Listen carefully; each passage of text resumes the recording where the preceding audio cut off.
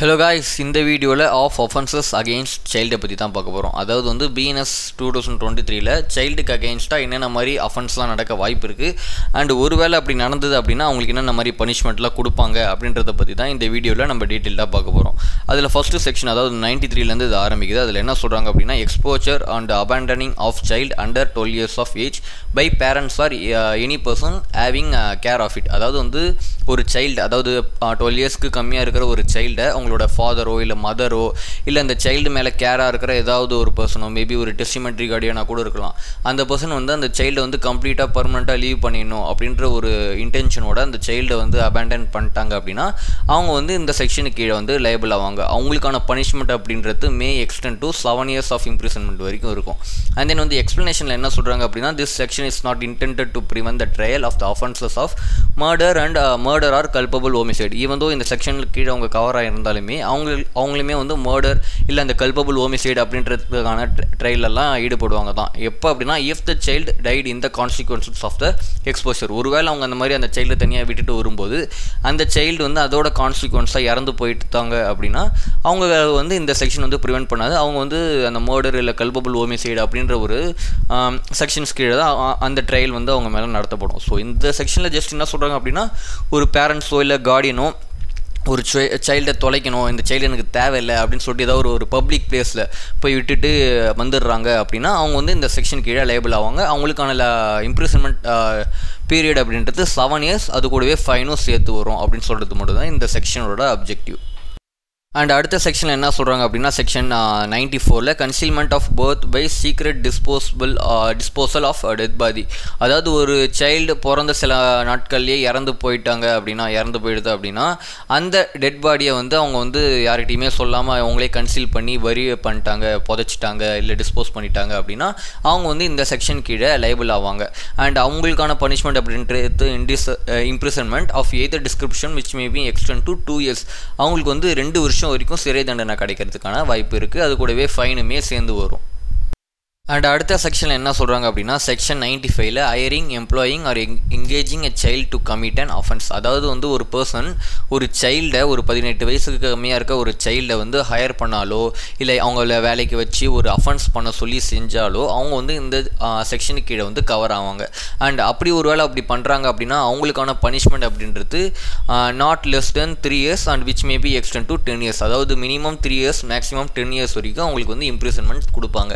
And ஒருவேளை அந்த சைல்டை அவங்க வந்து எம்ப்ளாய் பண்ணி ஒரு அஃபென்ஸ் பண்ண வச்சாங்க அப்படின்னா வைக்கரியஸ் லைபிலிட்டி மூலியமாக அந்த அஃபென்ஸ் என்னென்ன அஃபென்ஸ் நடக்குதோ அதே அஃபென்ஸுக்கான பனிஷ்மெண்ட் அந்த பண்ண சொல்கிற நபருக்குமே கிடைக்கும். ஃபார் எக்ஸாம்பிள் ஏ அப்படின்ற ஒரு பர்சன் வந்து பி அப்படின்ற ஒரு சைல்டை எம்ப்ளாய் பண்ணி ஒரு மர்டர் பண்ண சொல்லி அமுச்சு விட்றாங்க அப்படின்னா அந்த சைல்டு வந்து அதோட கான்சிக்வன்ஸாக போய் மர்டர் பண்ணிடுது அப்படின்னா அந்த மர்டருக்கான பனிஷ்மெண்ட் அப்படின்றது ஏ அப்படின்ற பர்சனுக்கு வரும். ஸோ இது சொல்கிறது தான் இந்த செக்ஷன் 95. அண்ட் இதில் எக்ஸ்ப்ளனேஷன் என்ன சொல்கிறாங்கன்னா ஹையரிங் அண்ட் எம்ப்ளாயிங் எங்கேஜிங் அது எதெல்லாம் இன்க்ளூட் பண்ணோம் அப்படின்னா sexual exploitation or pornography is also covered in this meanings. So வந்து செக்ஷுவல் எக்ஸ்ப்ளாய்ட் பண்ணாலோ இல்லை பார்னோகிராஃபி கண்டென்ட்டுக்காக அவங்கள அந்த சைல்டை யூஸ் பண்ணாலுமே வந்து அவங்களுமே இந்த செக்ஷன் 95 கீழே கவர் ஆவாங்க. அண்ட் அவங்களுக்கான punishment minimum 3 to maximum 10 years வரைக்கும் கிடைக்கும்.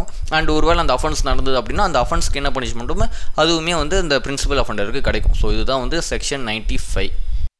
அண்ட் செக்ஷன் 96 என்ன சொல்கிறாங்க அப்படின்னா ப்ரொக்யூரேஷன் ஆஃப் சைல்டு. அதாவது வந்து ஒரு பர்சன் இன்டென்ஷனலாக ஒரு சைல்டை ஒரு பிளேஸ்லேருந்து to go from any place or to do any act, ஒரு பிளேஸ்லேருந்து ஒரு இடத்துக்கு இன்னொரு இடத்துக்கு போக சொல்லியோ இல்லை ஒரு செயலை செய்ய சொல்லியோ அந்த சைல்டை தூண்டி விட்டு அமிச்சாங்க அப்படின்னா அது வந்து இந்த செக்ஷன் கீழே கவர் ஆகும். வித் த இன்டென்ஷன் ஆஃப் அந்த சைல்டு வந்து ஒரு இல்லீட்டிக்கல் இன்டர்கோர்ஸ்க்கு யூஸ் பண்ணுருவாங்க இல்லை வந்து வேறு தப்பான ஒரு செயலுக்கு அந்த குழந்தைய பயன்படுத்திடுவாங்க அப்படின்னு அந்த பர்சனுக்கு தெரிஞ்சு அந்த பர்சன் வந்து அந்த சைல்டை வந்து ஒரு இடத்துலேருந்து இன்னொரு இடத்துக்கு போக சொல்லியோ இல்லை ஒரு செயலை செய்ய சொல்லியோ தூண்டி விட்டாங்க அப்படின்னா அவங்க வந்து இந்த செக்ஷன் கீழே கவர் ஆகுவாங்க செக்ஷன் 96 கீழே.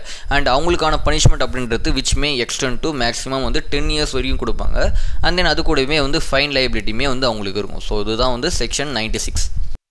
அண்ட் அடுத்த செக்ஷன் வந்து section 97 kidnapping or abducting child under 10 years of age with intention to steal from it person.